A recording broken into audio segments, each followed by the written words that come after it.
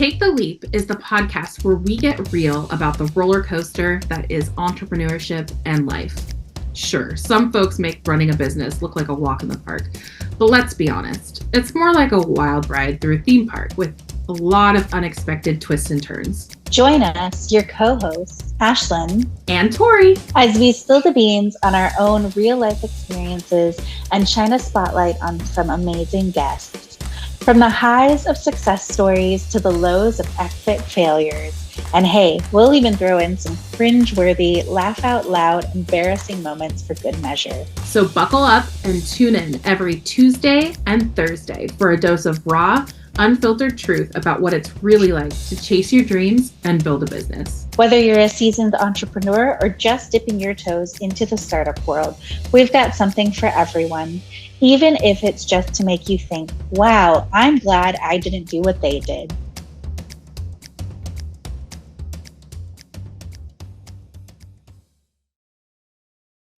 Hello, welcome back to Take the Leap podcast.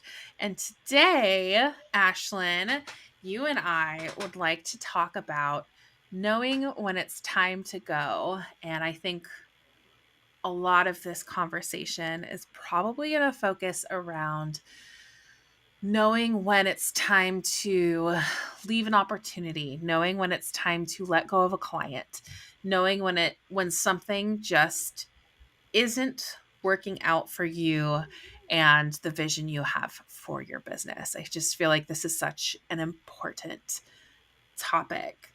And we were literally just talking about this before we started recording. As a funny side note, there were a couple of songs that were going through our heads when we were talking about this topic. What's that Stranger Things song? Do you know what that song's called? That one from Stranger Things, Should I Stay or Should I know it's go now? Yeah. It's a song that was not made for Stranger Things. Yeah, that one. Who sings that? I'm looking it up. That's a good song. I was also thinking of the Taylor Swift song from Evermore album. Oh, go ahead. Oh no, I'm looking him up. I think it's Talking Heads. I could be wrong though.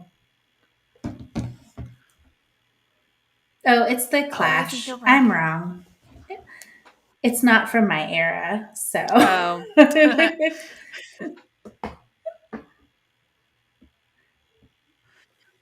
It's okay, but there's still going to be somebody who makes fun of us because it took us that long to figure it out. It's a pretty popular song, but that's okay. We were thinking of that song. We were thinking of a Taylor Swift song about knowing when it's time to go. And I think this is important in life in general. Like sometimes quitting is the best thing to do. And I specifically want to talk about it as it relates to opportunities and clients in your business. And I'm going to give an example. I have had a couple of clients in the recent past as well who it just started to feel like I was working for them full time. They would call me at all hours of the day and night. They would send me emails constantly. They would send me work that was outside of the scope of work that we'd previously discussed. And we'd have to keep adjusting that scope of work constantly because they kept needing new things. And they would treat me like I was an employee, at least when it was convenient for them to do so. And, they weren't bad people. I'm not going to name any names. They were really fun people. They were really great, but there was a constant disrespect for my boundaries. And every time I would try to reestablish them, it wasn't working out. And they hired a contractor when they needed a full-time employee. And it just started to feel a little bit icky to me. And then I've also had clients who I'd have an interaction with them and I'd go home just not feeling inspired. I'd go home feeling like, ugh.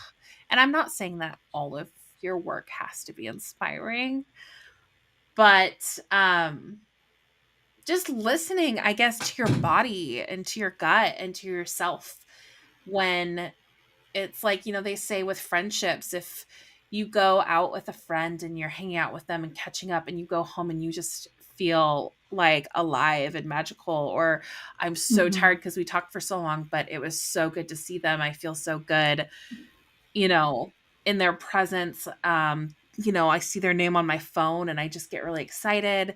There's that, but then there's also the flip side of like, there's some people who text you and you see their name pop up on your phone and you dread reading it, you dread responding to it.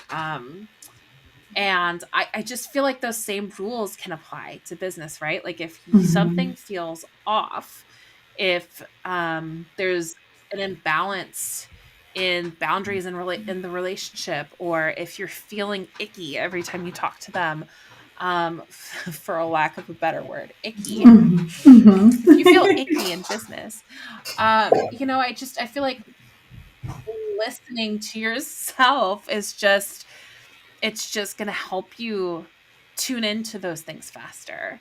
But I've been rambling for like a solid 20 hours now about this. So what do you think? No, I think you're totally on the right track of like it's kind of funny.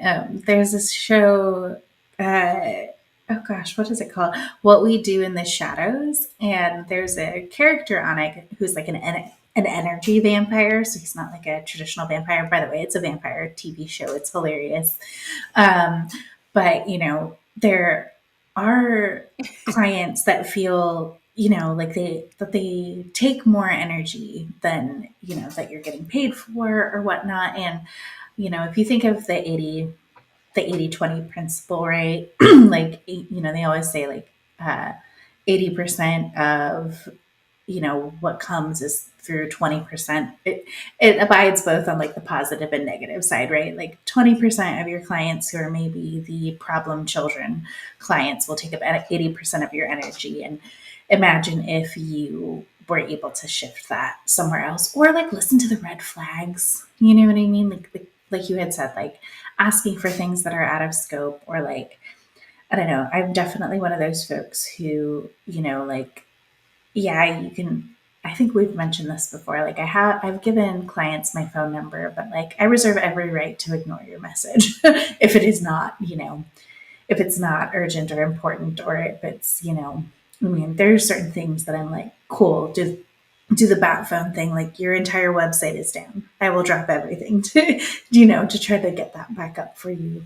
But, there's certain other things like, if it's past the workday, or, if you didn't get me something in time to do your things, like, I'm sorry, it's just not, possible. And especially for clients who kind of overstep their bounds or want you, to work like you're an actual employee, like that. I've had to hold that line of like contractor versus employee boundaries, before, for folks, or even remind clients that like, hey, like, I get it. You are paying me what you feel like is a lot of money, but it is not enough money to live on. It is not enough money to be, the number one and only person that I operate with in this business. And I feel like that transparency and that boundary setting is super important, but it is hard to do, like, especially like for women, and especially, when you're first starting out, it can be so much easier to be like conflict averse and be like, oh yeah, I will totally do that. And it does get hard,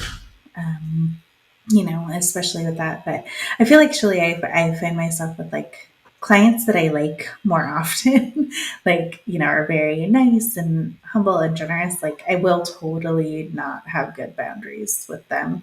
And I've totally been burned, by that before. So it is hard to know like where the space is. But I don't know. For some of the folks that I've been working with like for a significant amount of time, I'm like like, oh man, we're kind of like your client, but you're also like a friend. And like, where does this like?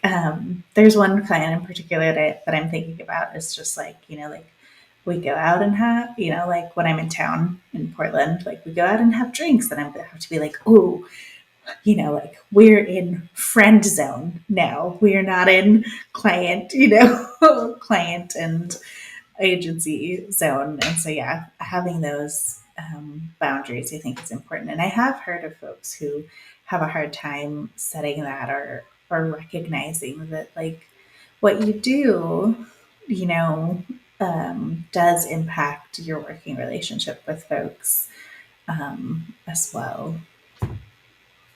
Absolutely. And I think if you were to apply this to a situation where you were working for someone else and going into the office every day, um, you know, it can be hard to set those boundaries there too. But the way you are able to function in an office, I mean, it just feels like when you are able to set those boundaries and you're able to kind of distinguish, um, hey, I don't do this after this time, or what you're asking is too much of me. I will do this for an increase in pay. It's very appropriate for you to have those conversations and to talk to people when you're feeling like those expectations aren't being met. And Mm-hmm. it's encouraged I guess in healthy cultures, it's encouraged. So why not do the same for yourself in entrepreneurship and set yourself up for successful, healthy working relationships? Just because you've contracted with a company does not mean they own your soul. It actually is the Mm-hmm. opposite. You are contracting with them so that you have the benefit of having your own schedule and working on the projects that you've agreed to work on. Mm-hmm. Um, you might do some work for them, but you don't work for them. And I Mm-hmm. think that's where that difference is. So Yeah. it's so important. And yeah, I am not always good at it. There are some days where I'm better than others, but the people pleaser in me definitely has a hard time when it's time to address some of those issues. And so I know I can't be the only one. And I just love having this conversation because I feel like so many other people are probably in the same boat. And it's a really good reminder as a business owner. Totally. I cannot wait until I can give you this book. I'm gonna pick it up so that you can see it. But she was so great. Okay. Lelia Goland. It's called "You Got This: The Ultimate Guide for Negotiation." There is a situation in there. I've just started reading my copy. It's also signed, by the way. And I think at some point, I'm just going to put this out there. I'm going to ask her to be on Take the Leap. I think she's going to love being on Take the Leap. But she has a situation in there where she just puts like firmly like my fee to do this. Like she just puts it out there. My fee to do this is this much. And then of course the person comes back with like a counter offer, like this is our budget. And then she had to do that. But she's like, but at least I put it out there that this, like this is what this costs. And so I think that is, I think that's an area where I have struggled as an entrepreneur because, you and I are new, quote unquote, newish at this. Like, nobody drops you a manual that says like, Ashlan Tory, here's exactly how much you should charge for social media. This is exactly how much you should charge for branding. Part of the play is figuring out, Right. what the market will do, what people are willing to do. And, that's always been, I guess that's been an interesting conversation I've been having with clients lately. And as I go out networking with folks, they'll be like, what do you charge? And I was like, it's variable. It also just depends on like, because I work with like a lot of nonprofits, like if a nonprofit is, for example, has like, a $13 million a year budget and they're choosing to contract with a contractor instead of hiring an employee. I'm like, you can afford a lot more money, a lot more pay than a nonprofit who is bringing in less than 400,000 a year, in revenue and grants and things like that. And so, they're going to be charged a very different rate. So it ends up being very variable, but, I try to keep it around like, what is the, time value, energy cost for this service for you, what's feasible within your budget, and how does this fit or align. And I've been lucky, every single client, as their revenue and their budget grows because of working for me and some of the things I'm able to implement for them, they have equally raised, the rates, or I have been swift to at the end of the year. I think we've talked about this before too. It's like in that October, November time period, being like, hey, guess what? Cost of living's going up, so my fees are mapping. And so yeah, as uncomfortable as those money conversations are, as uncomfortable as the addressing, red flags and those kind of tough moments are, I think it's a good reminder we need to do them, because if we don't advocate for ourselves, then why? Why are we doing this? Why are we doing what we're doing? Yeah, that too. Absolutely.